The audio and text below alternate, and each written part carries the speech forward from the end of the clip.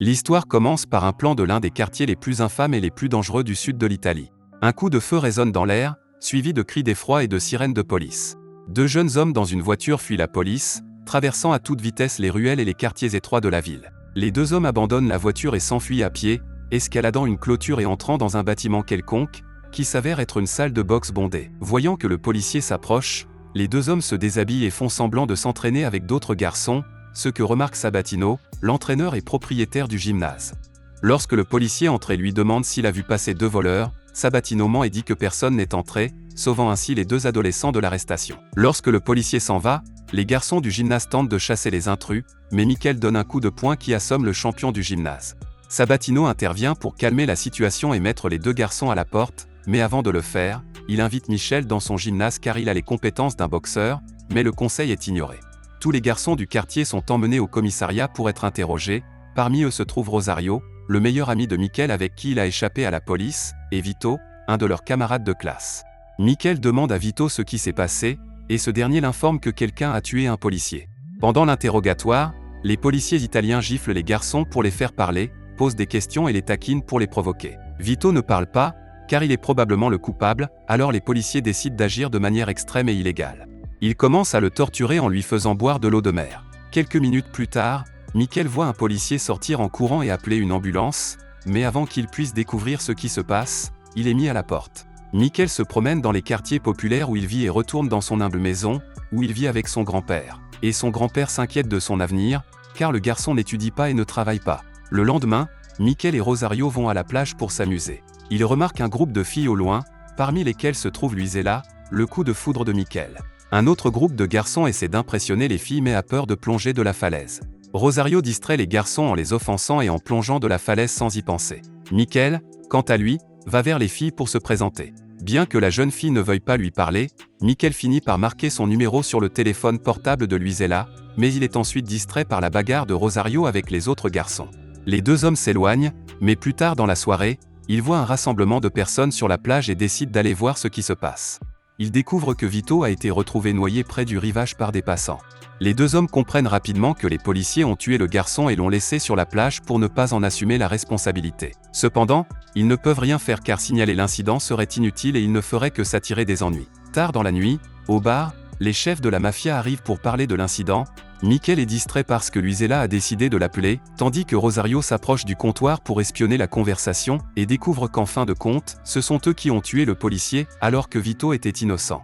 Lorsque Rosario rentre chez lui, il est abordé par le groupe de garçons qui l'avaient taquiné sur la plage. Il commence à le frapper, mais Rosario parvient à se défendre en sortant son couteau et en blessant son agresseur à la jambe. Il est alors arrêté et emprisonné pendant quelques jours. Comme son meilleur ami est en prison, Michael commence à fréquenter la salle de boxe de Sabatino. Au fil des jours, Michael commence à s'améliorer et sa passion pour la boxe grandit. Entre les séances d'entraînement, il continue à rencontrer Luisella, qui devient sa petite amie. Sabatino remarque l'engagement et la détermination du garçon, surtout lorsqu'il commence à gagner ses premiers combats avec les garçons de la salle de gym, et il décide de l'emmener en voyage avec l'équipe. Bien que son premier match soit contre un adversaire beaucoup plus lourd que lui, il parvient à le mettre à terre, se faisant appeler Tatanka par un entraîneur américain, ce qui signifie bison. Lorsque Sabatino le ramène à la maison, il lui explique qu'il n'est pas comme tout le monde et qu'il devrait viser les Jeux Olympiques au lieu de penser aux petites récompenses. Il lui suggère alors de s'inscrire dans l'équipe de police, d'où il serait beaucoup plus facile d'aller aux Jeux Olympiques. Mais Michael hésite car il n'aime pas les forces de l'ordre. Sabatino le rassure et lui dit qu'il a un ami inspecteur qui pourra l'aider, il prend donc rendez-vous. Le lendemain, Michael s'habille et se rend au rendez-vous avec l'inspecteur, mais en chemin, il croise Rosario, qui vient de sortir de prison. Ils vont au bar pour parler, et Rosario propose qu'ils fassent ensemble un vol dans un entrepôt local, où des marchandises de valeur viennent d'arriver. Michel est hésitant, mais comme il a besoin de l'argent, il accepte de partir avec Rosario. Sabatino l'attend chez l'inspecteur et tente de l'appeler, mais n'obtient aucune réponse, décevant son entraîneur qui avait glissé un mot en sa faveur. Les deux garçons forcent les serrures et volent les marchandises de l'entrepôt en portant des cagoules. Pendant que Michael charge la camionnette, Rosario jette de l'essence dans l'intention d'allumer un feu. L'agent de sécurité surgit de nulle part, ordonnant à Michael de se retourner et de soulever son masque de ski. La caméra filme toute la scène, mais soudain Rosario arrive et frappe le garde avec une massue en fer. Les deux hommes commencent à s'éloigner, mais Michael révèle à son ami que la caméra a filmé son visage. Rosario, sans réfléchir, sort du véhicule et tue le vigile d'un coup de feu. 10 ans passent. Michael, qui n'est plus un garçon, s'entraîne dans sa cellule, mais on lui remet une lettre de libération conditionnelle. Lorsqu'il sort, Rosario l'attend déjà, devenu un homme d'affaires bien habillé avec une voiture de sport. Les deux hommes s'embrassent, bien que Michel ne semble pas très heureux de le voir. Rosario lui parle de la vie et lui montre également ses activités commerciales, parmi lesquelles des spas, des piscines et des centres de massage. Rosario annonce qu'à partir de demain cet endroit sera géré par Michel comme cadeau de sa sortie de prison, mais Michel s'éloigne en disant qu'il ne veut plus risquer d'aller en prison en entrant dans les sales affaires de Rosario. Plus tard, Michel se rend chez Luisella dans l'espoir de la rencontrer après tant d'années, mais il découvre qu'une autre famille vit dans sa maison. Il se rend ensuite chez son ancien entraîneur Sabatino, qu'il trouve dans un état lamentable, car sa salle de sport a fait faillite et il est au chômage. Michel lui parle de ses progrès en boxe en prison, disant qu'il s'est entraîné tous les jours et qu'il veut maintenant aller aux Jeux Olympiques comme il l'a fait quand il était enfant. Sabatino n'est pas opposé à cette idée, mais il lui explique que pour cela il faut créer un club privé et que pour cela il faut de l'argent.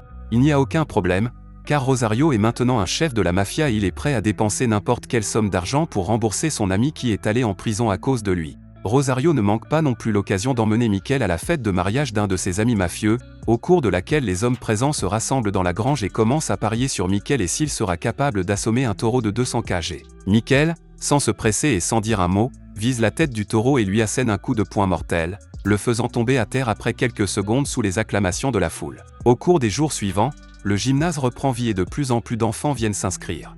Michel a besoin de revenir sur la scène de la boxe, aussi ses premiers combats sont vus par peu de gens et ressemblent plus à des attractions de cirque pour attirer les passants curieux, ce qui le met en colère. Au fil du temps, ses combats commencent également à apparaître dans les journaux, ce qui lui donne plus de popularité et d'importance, et grâce à cela, il obtient une place dans le championnat régional, ce qui le rend très heureux, car son rêve se réalise lentement. Avant une réunion importante, alors que Michel prend un verre sur la plage, il croise le regard d'une femme. Il comprend immédiatement qu'il s'agit de Luisella adulte. Les deux commencent à parler de leur vie respective, et comment Luisella s'est mariée et a fondé une famille. Cependant, Michel continue à être amoureux d'elle, et les deux finissent par faire l'amour dans un vestiaire de la plage. Après l'acte, Luisella, furieuse, crie à Michel de ne plus jamais la chercher, puis part en larmes. Rosario rencontre Sabatino pour lui dire d'accélérer l'entraînement de Michel car ils doivent jouer des matchs plus sérieux et gagner plus d'argent. Sabatino est contre cette idée car Michel n'est pas encore prêt et manque de technique, mais Rosario ne veut pas attendre plus longtemps et menace de lui retirer sa salle de sport s'il ne fait pas son travail. Michel et Rosario se rendent dans un club, où Rosario est censé rencontrer des gens. Michel remarque qu'une femme le regarde fixement et s'approche pour se présenter. Il découvre qu'il s'agit d'une mannequin allemande, nommée Petra, et propriétaire d'une chaîne de restaurants qui séjourne en Italie pour les vacances et partira demain matin. Michel doit partir car une dispute a éclaté entre Rosario et les hommes avec lesquels il parlait, car ils ont proposé un accord qui lui manque de respect. Cette nuit-là, Michel se retrouve au lit avec Petra, qui est amoureuse de lui et lui demande de venir avec elle en Allemagne, mais il refuse car rien au monde ne le fera renoncer à sa passion. Lorsqu'il retourne au gymnase, Michel découvre qu'il est rempli de policiers. Sabatino est en colère car le gymnase n'est pas légal et est sur le point d'être saisi, la faute à Rosario qui fait des choses illégales avec la mafia et l'argent sale. L'entraîneur âgé lui explique que son ami ne le considère que comme un investissement, et que la boxe et la passion de Michel lui importent peu. Il l'informe que Rosario et tous ses amis boxeurs ont parié contre lui pour le prochain combat, alors cette fois il doit faire semblant de perdre. Le jour du combat, Rosario vient parler à Michel, qui lui rappelle avec colère qu'à cause de lui, il est allé en prison pendant 10 ans, choisissant de ne rien dire à la police et prenant la responsabilité du meurtre sur ses propres épaules. Rosario lui rappelle qu'ils n'étaient que des enfants, puis lui explique qu'il y a des millions d'euros sur ce pari, il n'a donc pas le choix.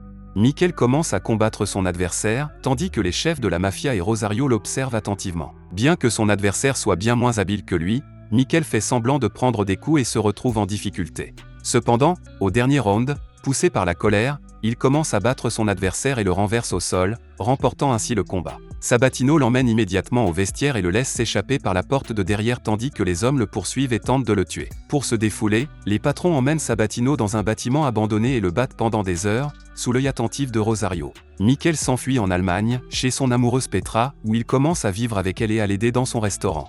Il est clair qu'il ne peut pas s'adapter à ce style de vie simple, où il faut interagir avec des invités étrangers et feindre la politesse envers les clients.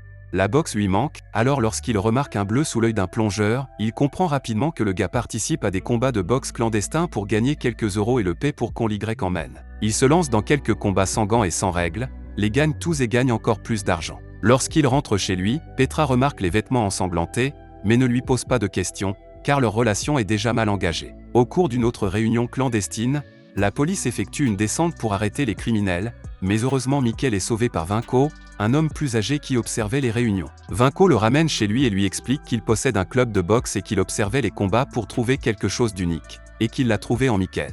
Mikel commence à s'entraîner dans son club et, au fil du temps, il parvient à remporter le Stammring, l'un des championnats les plus courus d'Allemagne. Mikel retourne en Italie pour assister aux funérailles de son grand-père. Sabatino est également présent et lui dit qu'il a eu tort de venir, car les chefs de la mafia vont vouloir le tuer. Lorsque Mikel rentre chez lui, Rosario l'attend déjà.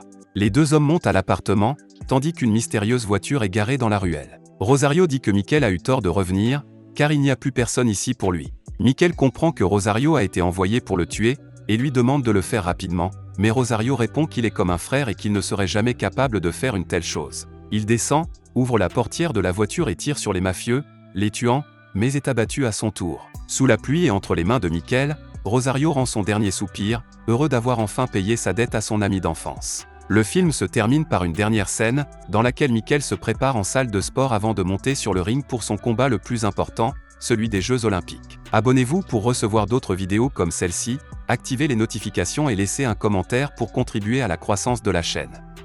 Merci de votre attention.